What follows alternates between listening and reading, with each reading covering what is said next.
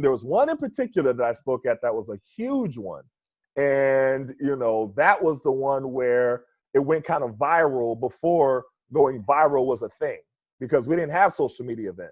And so I learned there that there's going to be a lot of people who strongly disagree with me, and a lot of people who strongly, you know, embrace and support and love me for what I said. But there was really no middle ground at the end. It was either one extreme or the other. So that was my introduction for there. But it just so happened that my team, the CEO of my team was Abe Poland. I don't call them owners for obvious reasons, but the CEO of the team was Abe Poland. And I remember he brought me in his office, and he said, he had this big smile on his face. And he said, "Hey, I heard you gave a tremendous presentation at an anti-war rally. You know, let's tell me all about it. Like, what all happened?" And we sat there and had a conversation for like an hour, you know, and that whole situation could have gone a lot differently if he had a different political stance. You know what I mean? So so that's why I say I was just fortunate to be. Now, I didn't think about all that before I made the statements. It just kind of worked out that way. So, Etan, before we go any further, I'm sure you know about Daniel Ortiz. He's joining too. He's a brother of Medal of Peace. Oh, okay. That's what's up.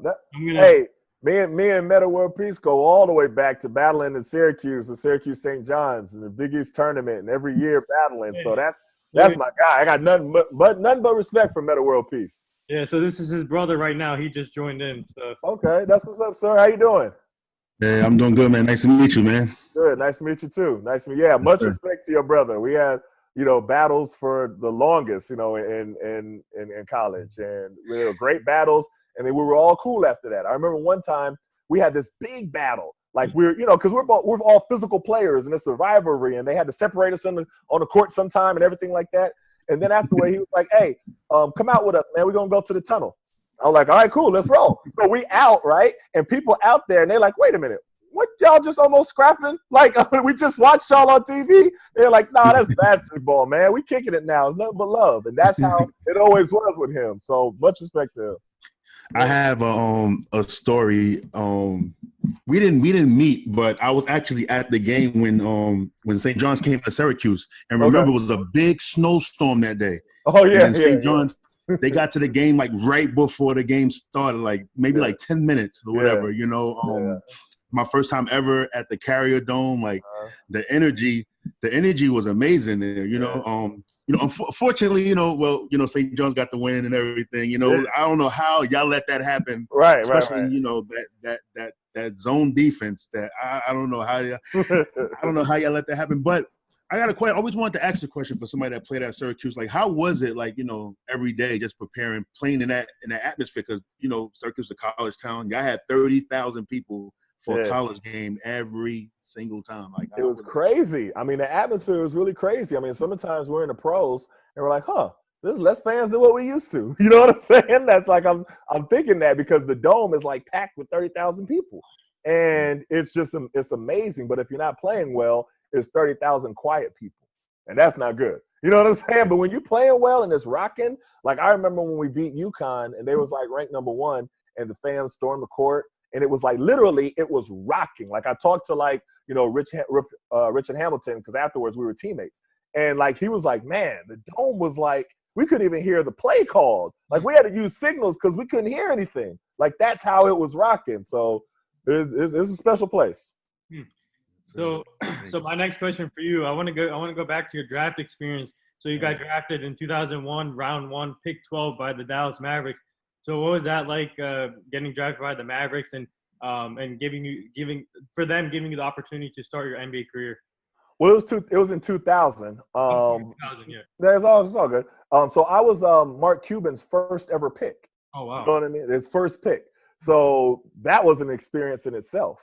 And, you know, he was so excited. He was like a kid in a candy store. Like he had just, you know what I mean? He was just amped. He sent a private plane to us to pick us up and from the draft and take us down to Dallas. And he was just, you know, he was so happy. So it was an amazing experience. But I got hurt in training camp. So I never actually played for them. I hurt my foot and I needed surgery. And then I was having the surgery, I got traded. So that's how I got to the Wizards. So I didn't play my first year So that's why sometimes technically they say they look at 2001 as being my first year, but because I didn't actually play. But when I got to the Wizards, it was a totally different experience. Like the Wizards was like the worst team in the league when I got there. Like 16 wins that year. You know what I'm saying? So it's going from the Mavericks that was so hyped and so excited and everything like that to the Wizards where it was like literally, I'd say it was about 45 people in the stands. Like, there was nobody in the stands. It was different. But then after that, MJ came out of retirement, and then it was kind of on a cracker from there. Yeah, and that's actually where I was going to go with it. You know, you get MJ coming there. What was that experience like? Not only just him arriving, but, you know, getting to play around him on a daily basis. I mean, it was amazing, you know, and it's interesting watching, you know, The Last Stand, and I'm looking at it, and, you know, I was around a different MJ than what was in the documentary because I was around an older MJ. So he had the passion, he had the will to win, he had the competitiveness, he loved to, you know what I mean, try to bet you on anything, even if it's like, you know, I bet you I could shoot this piece of paper into the trash can over there. Would you want to take my bet?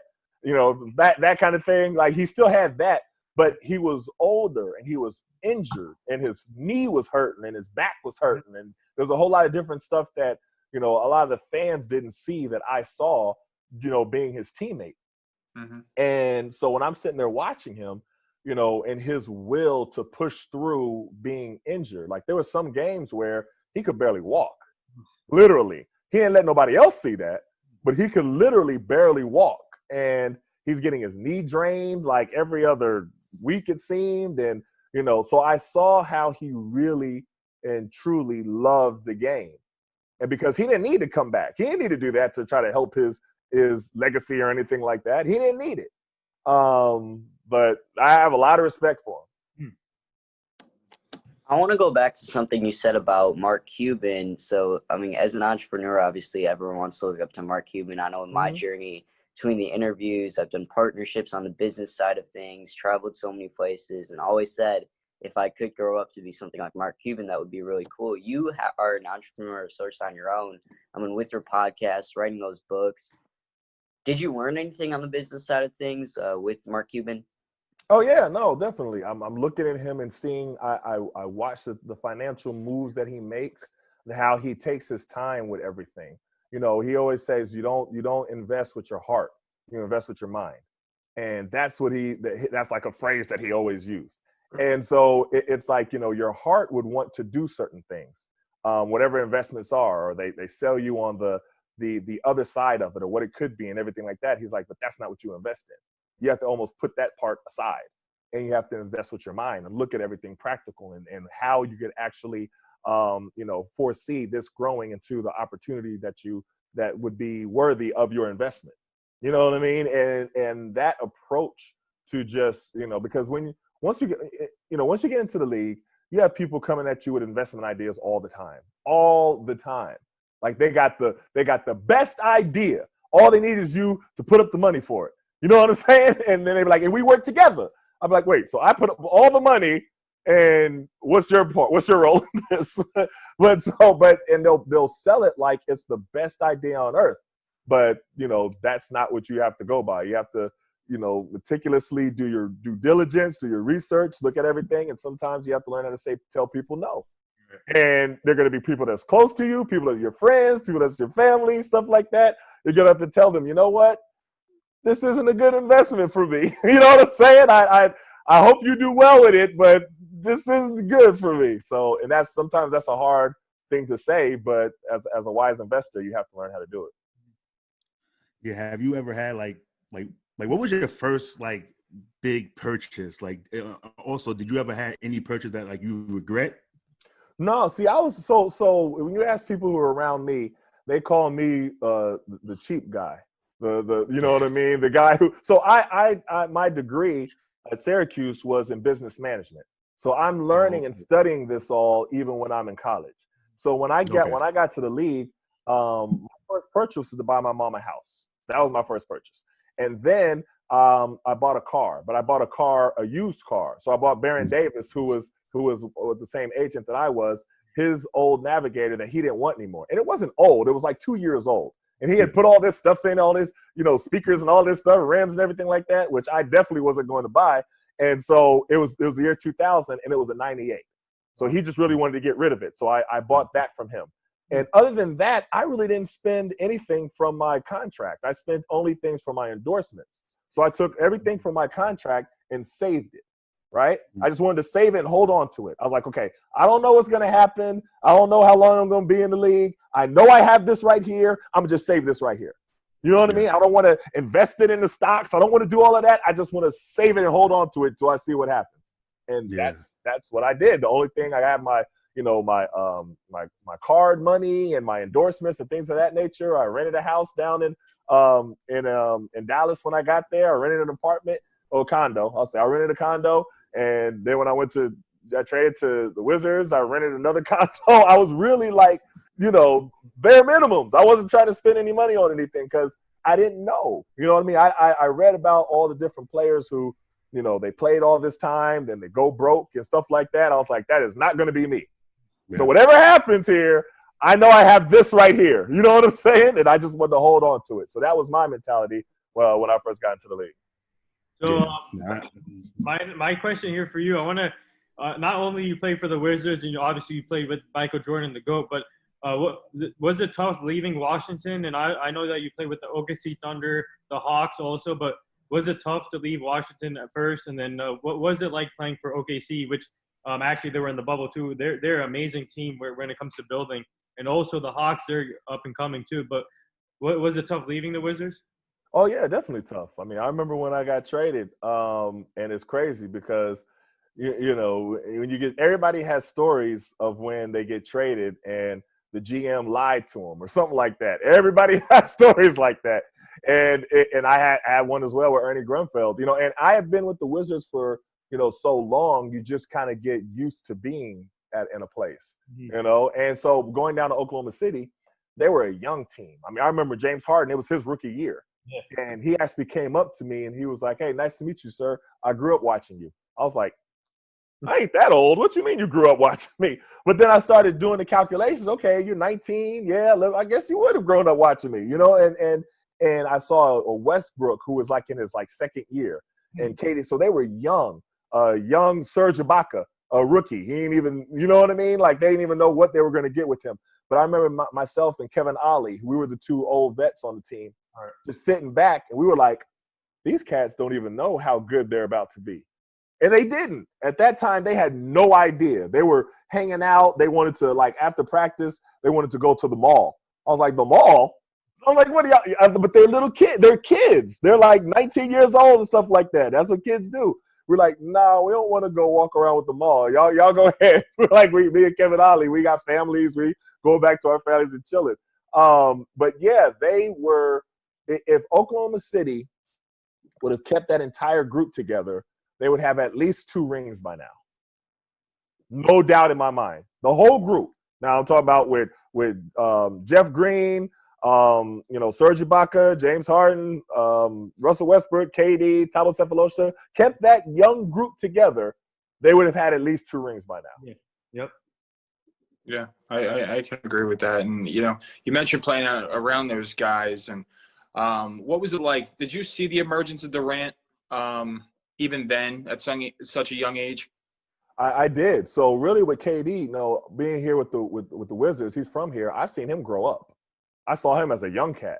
You know what I mean? Playing AAU and hanging out with Michael Beasley. Michael Beasley was his guy. And, I remember seeing him grow up. And he always had this incredible work ethic about him. So it's not an accident that he is as good as he is. He's the only player that I could say that I've ever seen where the coach told him, okay, that's enough practicing, go home. I've never seen a coach say that before, but I saw Scott Brooks say that to Kevin Durant one time after practice. And that's how hard he works. So it's not by accident. He puts the time in. Yeah. So I have a question for you. You just posted a story about Tony Bruno. Yes. The guy that got fired from Sirius XM for his comments and stuff like that. Yes. And, you went through something back in your day, being arrested, being detained by police and everything like that. So, as an athlete, you know, how do you feel like when these people, you know, when they speak out against human decency? That's what I call it. You know, like when unarmed black men getting killed, you know, and then everybody's always trying to rebuttal it with like, hey, he had an arrest record, so maybe he deserved it. And then if you look at the arrest record, it ain't really nothing, really. Probably some traffic tickets or anything like that. You know, take us through like your experience, you know, with the police in Tulsa, or, you know, in Oklahoma where you're from and everything, and how everything is today. Like, you know, basically like you know, nothing's changing. So there's a lot to unpack with that. So even going back to the first part of your question with Tony Bruno. So Tony Bruno made some statements, and he said that he was tired of hearing athletes. I'm paraphrasing here, but he said he was tired of hearing athletes, you know, speaking about, you know, different issues. And then he said, you know, most of them can't even read.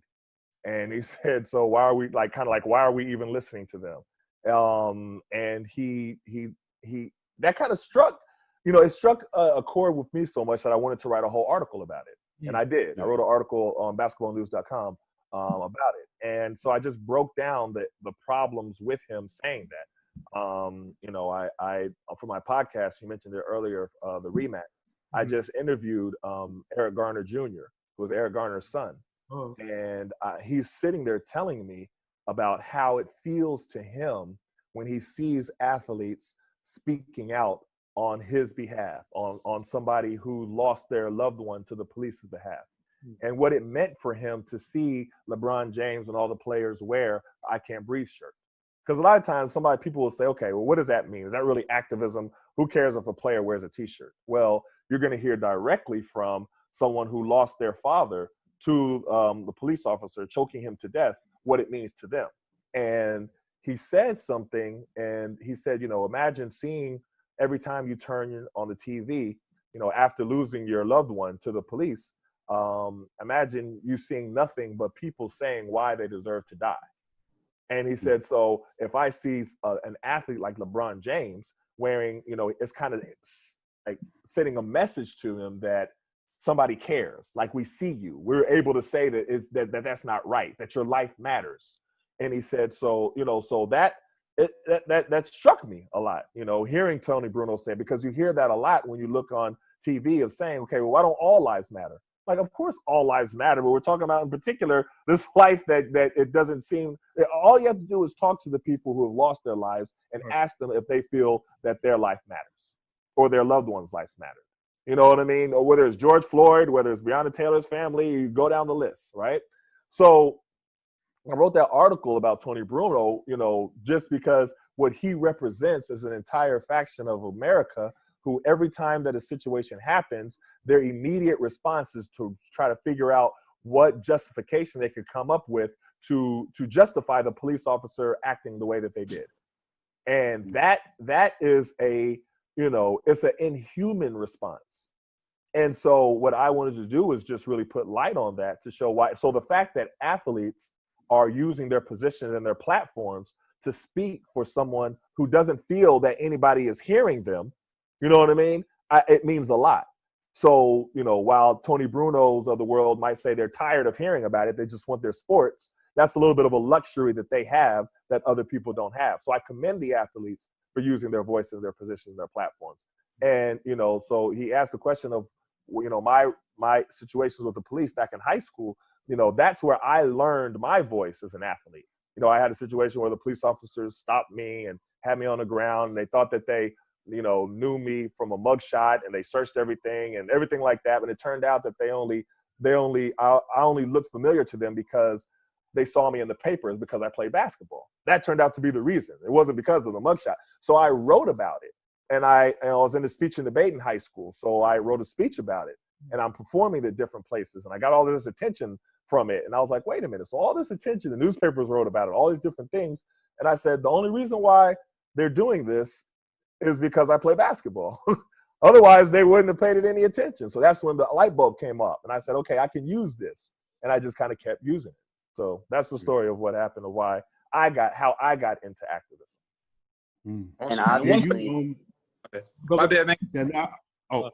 Yeah, I still have one more question. My fault, guys. I just commend Etan for being, you know who he is and everything, because he also like you say, he's an activist, and he has a book, More Than Athlete, you know, and you talking about the NCAA, you know, how they run it as a business. You know, a lot of people don't know that his wife actually, you know, was an athlete, got the scholarship taken away from her as she got injured, and also you know, the NCAA makes billions of dollars and everything, and you know, they also say at the same time, while they're making these billions of dollars, that, hey, we ain't got that much funding for these teams to keep injured players on scholarship and stuff. So, right. Time, you know, just like, you know, unpack that, take us, you know, through that situation. So you did your homework on me, I see. So my wife, she was my girlfriend at the time at Syracuse, and she played for the women's team. So what happened was, you know, after her junior year, she had her third knee surgery, and the doctor told her that, you know, if you want to be able to walk when you're older, you need to stop playing.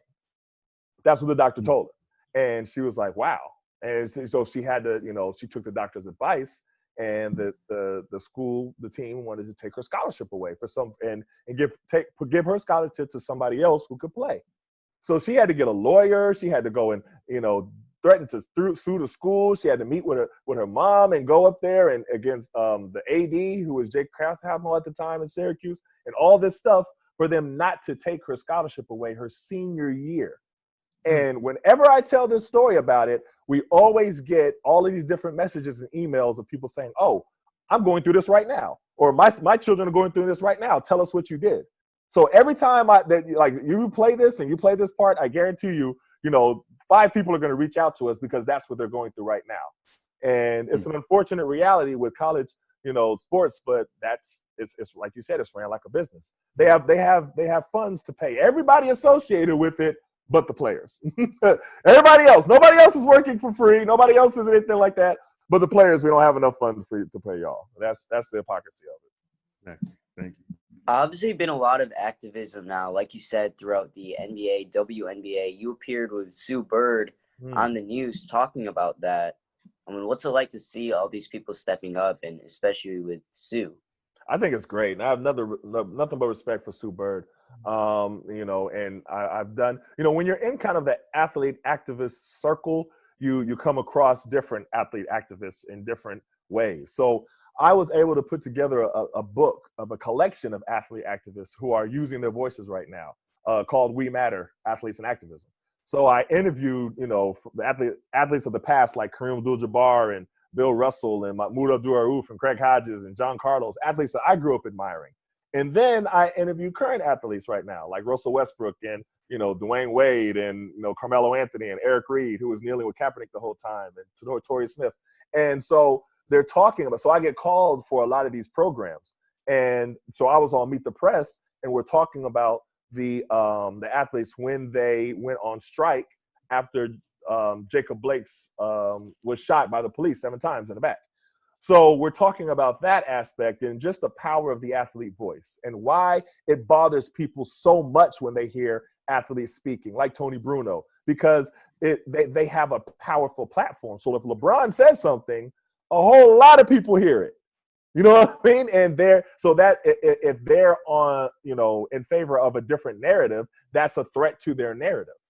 And so, but when an athlete says something that they agree with, then they'll applaud the athlete. Great job for this wonderful athlete coming, and, you know, they'll put them on their platform, have them on their shows. They won't tell them to shut up and dribble. It's only when they disagree with them. So, but it was an honor to be on Meet the Press. I mean, it was Meet the Press. For Meet the Press to ask me to come on, first and foremost, is an honor in itself. But it was a great segment. So before I get to my next question, I forgot to upgrade my Zoom. So it says we have 5 minutes and like 24 seconds left. So okay, I'll talk quick. So my next question here for you. No, I forgot to upgrade it, so I got to upgrade my Zoom. But my next question for you, I want to get to the Steve Nash. What was your reaction when the Nets hired Steve Nash, and what's your reaction to Stephen A. Smith's comments when he said white privilege? I don't think this is the right time to. I know we're going through a lot with, but at this time, this is not about the race. It's about the right hire, and obviously Kevin Durant and Kyrie had to sign off on this to make this happen. Yeah, I think this is a different situation. I wouldn't say that this is a case of white privilege, but I understand what Stephen A. Smith was saying. When you have a list of black coaches that have been trying to get in, you know, I just interviewed Mark Jackson, on my podcast, and I've been trying to push for him to get a job for, since he's been fired from the Golden State Warriors, to be honest with you. So I understand where he's coming from, but this is a different situation. Steve Nash worked with the Golden State Warriors while Kevin Durant was there. So he developed a friendship and a relationship with him and a comfortability with him. So when they moved to Brooklyn, his recommendation is for them to hire Steve Nash. And Kyrie Irving also signed off on it, and that's why they're hiring Steve Nash. And so if they would have recommended for them to hire any coach, that's the recommendation that they would have went with. So each like I said, I understand what Stephen A. Smith is saying, but in this particular context, that's not what happened. So that's But I understand what because I want Mark Jackson to get a job. Right, me too. You know what I mean? I get it, but just that's not what happened here. There's an opening in OKC, Mark Jackson. I know. I know. There's a couple of openings. I think I would love to see Mark Jackson with the Pelicans. I would love to see that, for him to really mold, you know what I mean, the way that they're I think that's the place where he should go. But that's just my personal thing. Guys, I think Mark Jackson as an announcer, he's so good. I don't want to see him leave the booth. He's so good. There's a lot of people waiting to go and announce it. I would like to see him coaching. Absolutely. I was going to say, I'm trying to get Tim Duncan to coach in Philly. With Brett Brown on now. That's the guy I want. I want Tim Duncan. See, I want Tim Duncan to take over San Antonio when Popovich steps down. That's what I would like to see more there, for him to pass the torch for there. It's interesting. I don't know who's going to be good for Philly right now. They got to be able to keep Embiid, because it seems like Embiid wants to go. And if Embiid somehow gets to Miami, oh Lord, I can't even imagine how good that would be. But I don't know. They got to keep Embiid first, and then make sure they put the right coaching staff, because that whole franchise will change if Embiid leaves. Correct. Yeah, I got a question though. I know you got 2.5 minutes left. I just want to make it real quick. Do you think the white privilege situation with the coaching is because that a lot of black coaches don't get they don't get the coaching jobs? We already directly contending. You already got to get these projects, and then when it doesn't work out, they'll be like, okay, well, we gave you the opportunity, it didn't work out, so that's why you're moving on. Yeah, it's like the setup. I agree with that 100%. You know what I mean? I think that's some of where Stephen A. Smith's comments were coming from, and his frustration with it. Because sometimes, when you do see a black coach, they have a very short leash. It's like if even taking Alvin Gentry. What did Alvin Gentry do wrong down in New Orleans? My man was hurt the whole time, and he knew Zion. They knew Zion was hurt. They're telling him to restrict their minutes. They knew they really weren't going to make the playoffs going into the bubble. You know what I mean? So what did he do wrong to have to get fired? He did what y'all told him to do. So like I said, I get it. And I get why, and then you see Steve Nash, who ain't never coached ever, all of a sudden just get the job at Brooklyn. I get it. But like I said, in that situation, it was just really because KD and Kyrie said that's the coach they wanted. I wanted to mention, I would love to be on, you have a great show as well. I'd love to be there and represent a kid's voice on your show and show, what the kid power is. Oh, that'd be great. All right, so we have to get your information. I have to have him send me your email and all your information. I sent you a DM on Instagram at Global Kid Media. So okay, I'll have to check it out. I'll check it out. All right. Sometimes I don't see all the DMs and the messages, because sometimes I get very angry people. You're trying to message me and stuff like that for something that I said. So I don't always look in there, but I'll look for your Global Kid Media. All right, I'll make sure I check it out. Before we let you go, here's one question. Do you see Chauncey Billups getting the Pacers job? I think it would be great if he did. Yeah. I think he's another coach where, I would love for him to get that opportunity. I think he would be, but I think he would be someone who would be good as a coach or a GM. Mm-hmm. So he's going to get it eventually. Even if it isn't right now, he'll get it eventually. But I think he would be great in Indiana. Okay. So anything else here, or Dan? Who do you like tonight in the football game?